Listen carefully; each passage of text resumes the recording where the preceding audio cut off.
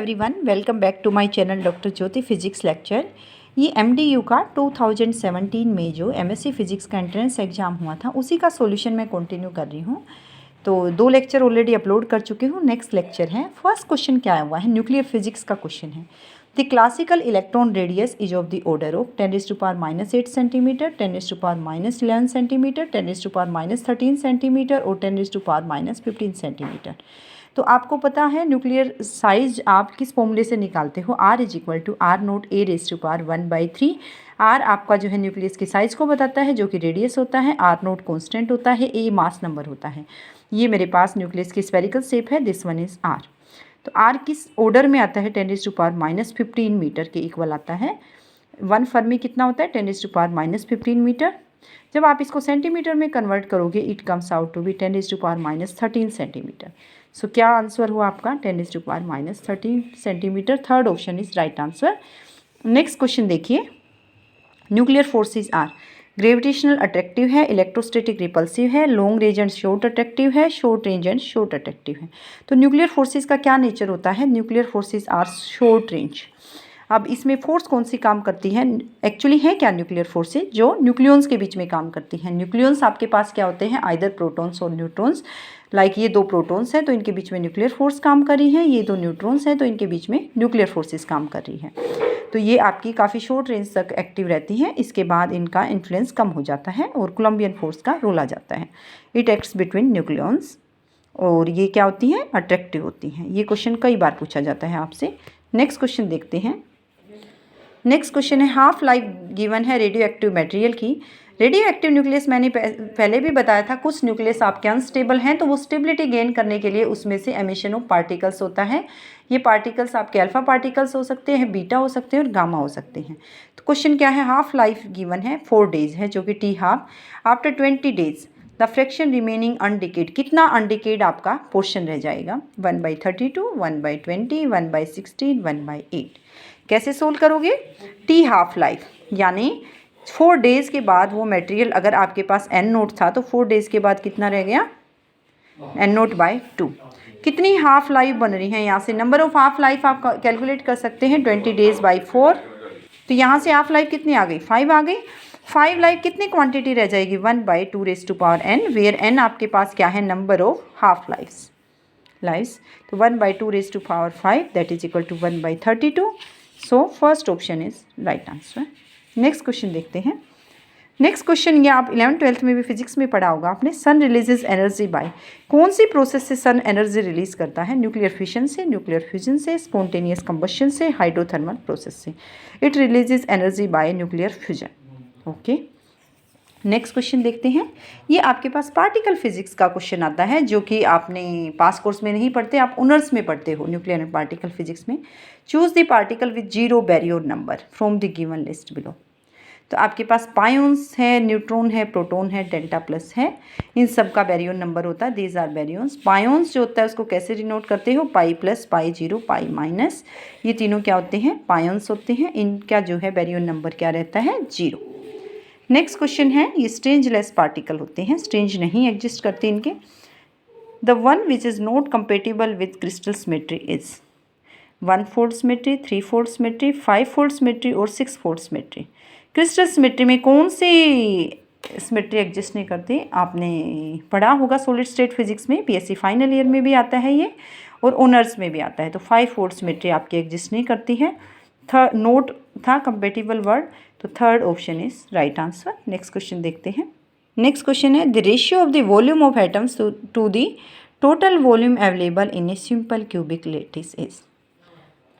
Total volume atoms, ratio of volume of atoms to the total volume available simple cubic में क्या होगा, कितने % जो है पैकिंग फ्रैक्शन है, स्पेस ऑक्यूपाइड है, तो वो कितना है, 52% होता है पैकिंग फ्रैक्शन जिसको बोलते हो। तो यहाँ से ऑप्शन हो गया, third option is right answer. Next question है, the reciprocal lattice of a simple cubic lattice है। सिंपल क्यूबिक का रेसिप्रोकल क्या आ जाएगा, क्यूबिक आएगा आपके पास, सिंपल क्यूबिक ही होता है, आपको याद होगा। तो आंसर हो गया थर्ड। नेक्स्ट क्वेश्चन क्या है, ये भी सॉलिड स्टेट फिजिक्स का है, आइंस्टीन थ्योरी का है। The relationship between the Einstein temperature और आइंस्टीन फ्रीक्वेंसी में क्या रिलेशन है, आइंस्टीन टेम्परेचर में और फ्रीक्वेंसी में आइंस्टीन टेम्परेचर को आप थीटा ई से डिनोट करते हो एच न्यू ई बाई के, और न्यू ई बाई एच के, एच थीटा ई बाई के और एच के by theta E. Einstein temperature क्या होता है, एच इंटू न्यू ई जो होती है आइंस्टीन फ्रीक्वेंसी डिवाइडेड बाई के जो होता है कॉन्स्टेंट होता है। तो आंसर आपके पास क्या है, first one is right answer. Next question है, in the crystal structure of silicon है। जब आपके पास सेमीकंडक्टर मटेरियल पढ़े होंगे, फर्स्ट ईयर में पढ़े होंगे सिलिकॉन जर्मेनियम, तो उसमें आपने देखा होगा कौन सी बॉन्डिंग एग्जिस्ट करती है, कोवेलेंट बॉन्डिंग एग्जिस्ट करती है, यही आंसर है इसका। नेक्स्ट क्वेश्चन है आपके पास लैग्रांजियन का। नेक्स्ट क्वेश्चन है, if the Lagrangian of a particle moving in one dimension is given by, Lagrangian है x dot square by 2x minus vx, then you have to calculate Hamiltonian. Options क्या है, X P square by 2 plus V X, X dot square by 2x plus V X, X square by 2 minus V X. Fourth option क्या है, P square by 2x minus V X. तो इसका solution देखिए कैसे Hamiltonian आप calculate करोगे अगर Lagrangian given है तो। लैग्रांजियन है X dot square by 2x minus V X. सबसे पहले पी आप कंजुगेट मोमेंटा होता है, लैग्रांजियन किसका फंक्शन होता है, क्यू का और क्यू डॉट का। यहाँ पे क्यू क्या है, एक्स है, वन डायमेंशन की बात करें, और क्यू डॉट क्या है, एक्स डॉट है। तो लैग्रांजियन यहाँ पे देख रहे हो एक्स और एक्स डॉट का फंक्शन है, तो पी एक्स कैसे कैलकुलेट करेंगे, इसका डेरिवेटिव लेंगे with respect to X dash, यानी curly L by curly X dot. ये वाली टर्म तो डिपेंड कर ही नहीं रही एक्स डॉट पे, फर्स्ट टर्म से कंट्रीब्यूशन आएगा 1/2x into x dot square का आ गया 2x डॉट, तो 2 से 2 कैंसिल आउट होके क्या आ गया x डॉट बाई एक्स। यहाँ से x डॉट क्या आएगा, x इंटू पी। अब हैमिल्टोनियन कैसे निकालोगे, p into Q dot minus Lagrangian. p की वैल्यू क्या है, x dot by X, X dot क्या x डॉट माइनस लैग्रांजियन क्या है, x dot square by 2x minus vx।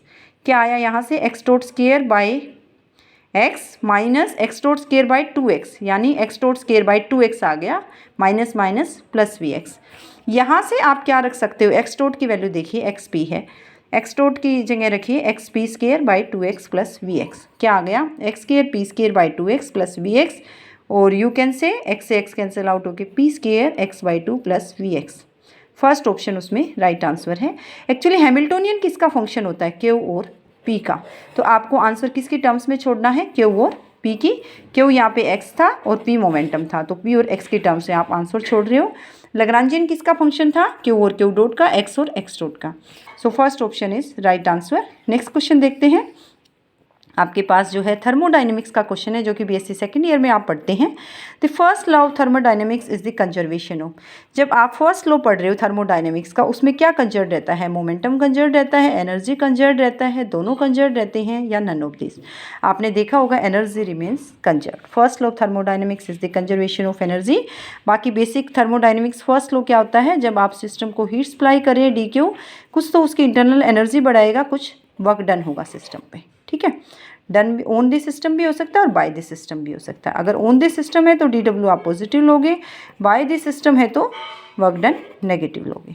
Next question देखते हैं, ये फर्स्ट ईयर में आता है। थ्योरी ऑफ रिलेटिविटी में क्या है, मास ऑफ इलेक्ट्रॉन है वो डबल है रेस्ट मास का, तो वेलोसिटी ऑफ इलेक्ट्रॉन बतानी है आपको। c/2 2c √3/2c and √3/2 into c। आपको गिवन क्या है, मास जब पार्टिकल मूव कर रहा है v वेलोसिटी से, तो उसका पार्टिकल का मास m है, रेस्ट मास था m0 जब वो रेस्ट पे था। अब आपको रिलेशनशिप पता है मूविंग मास में, यानी पार्टिकल मूव कर रहा है, और रेस्ट मास में m is equal to m0 divided by 1 minus V square by C square का स्केयर रूट। m की वैल्यू गिवन है 2m0, लेफ्ट हैंड साइड में सब्सटीट्यूट कीजिए, that is equal to m0 over divided by square root of 1 minus V square by C square.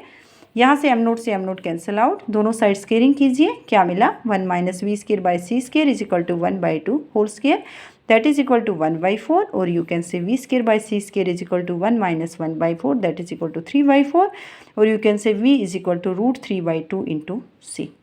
तो option है yes, C option is right answer. Next question देखते हैं, constructive interference happens when two waves are. हमारे पास दो waves हैं, तो उनके बीच का जो फेज पे डिपेंड करता है कि कंस्ट्रक्टिव इंटरफेरेंस होगा या डिस्ट्रक्टिव होगा। अगर वो दोनों वेव्स फेज में हैं, ये नेसेसरी सफिशिएंट कंडीशन होती है, जिसको कोहेरेंट सोर्स बोलते हैं कंस्ट्रक्टिव इंटरफेरेंस के लिए। तो आपके पास इंटरफेरेंस तभी होगा जब दो सोर्सेज क्या होंगे, कोहेरेंट होंगे। तो यहाँ पे जब दो वेव्स आ रही हैं तो वो फेज में रहनी चाहिए, तो कंस्ट्रक्टिव इंटरफेरेंस होगा, और जब आउट ऑफ फेज होंगी तो डिस्ट्रक्टिव इंटरफेरेंस होगा। Okay, this is all about your MD 2017 solution. मैं थर्ड लेक्चर ये अपलोड करने जा रही हूँ, ओके, थैंक यू।